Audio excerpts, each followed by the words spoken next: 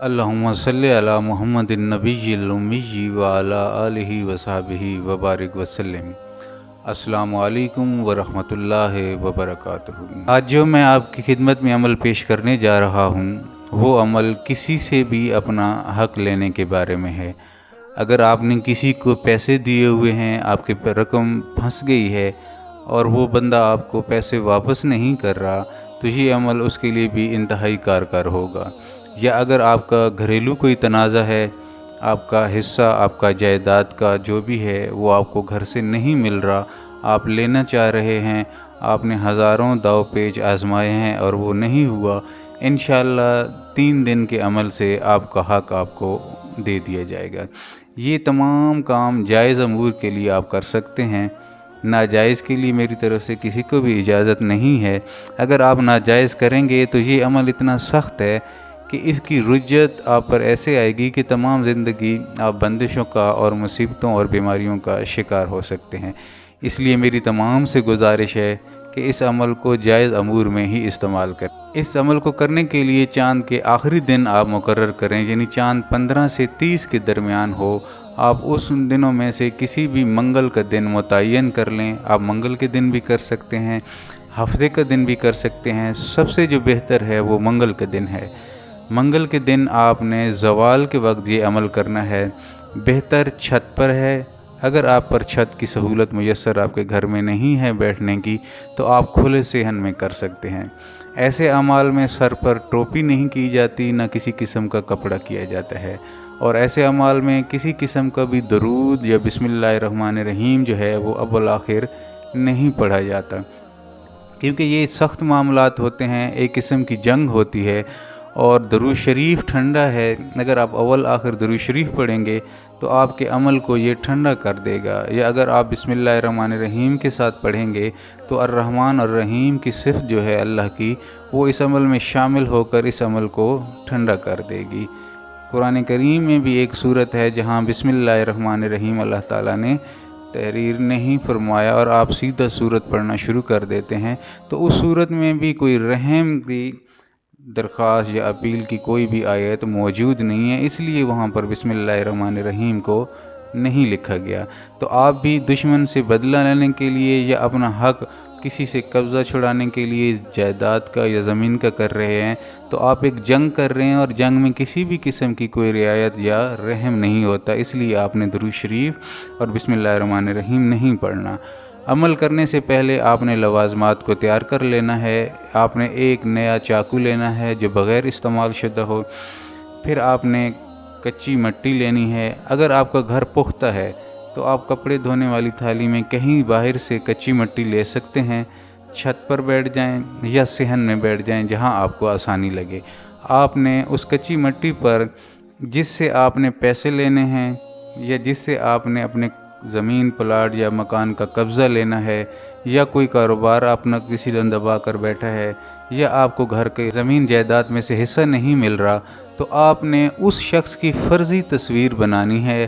फ़र्ज़ी तस्वीर बनाने के बाद यासीन शरीफ जो है, अगर आपको ज़बानी याद है तो ये सबसे बेहतर है, आपने आँख बंद करके पढ़ना है। अगर आपको सूरह यासीन ज़बानी याद नहीं है तो आप देखकर भी पढ़ सकते हैं।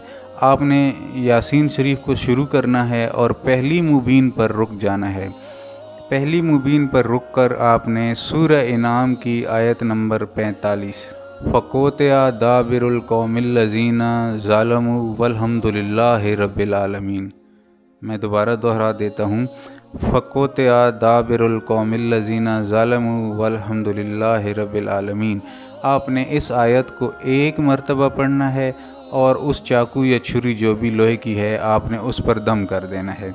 यही आयत आपने वाइटो जो मिलते हैं, जिसे आप वाइटो करते हैं, उस सफ़ेद पेंट का निकलता है, उससे साथ इस चाकू पर इस आयत को लिख भी लेना है आपने दोनों तरफ।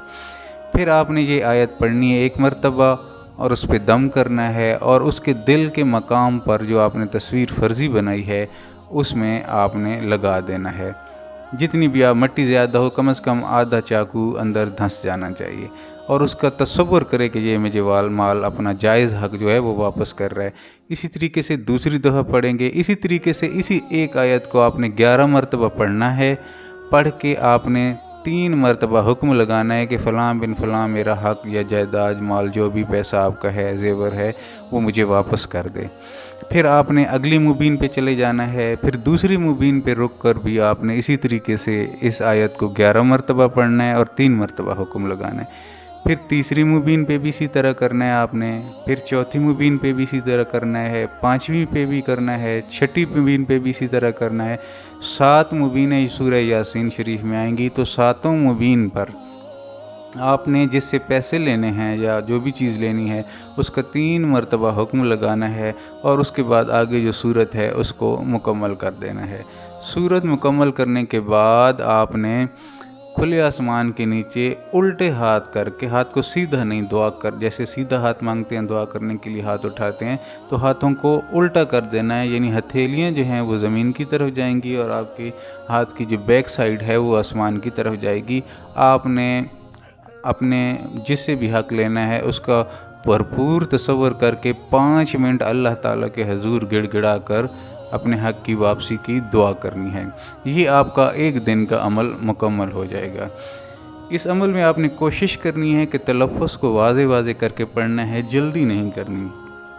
1 دن کا یہ عمل آپ کا مکمل ہو گیا، آپ نے اس چھری یا چاقو کو کہیں سنبھال کے رکھ دینا ہے۔ پھر دوسرے دن اسی ٹائم زوال کے وقت آپ نے اسی جگہ پر یہ پھر عمل آپ نے دہرانا ہے۔ تیسرے دن آپ نے پھر یہی عمل آپ نے اسی جگہ پر اس کو دہرانا ہے۔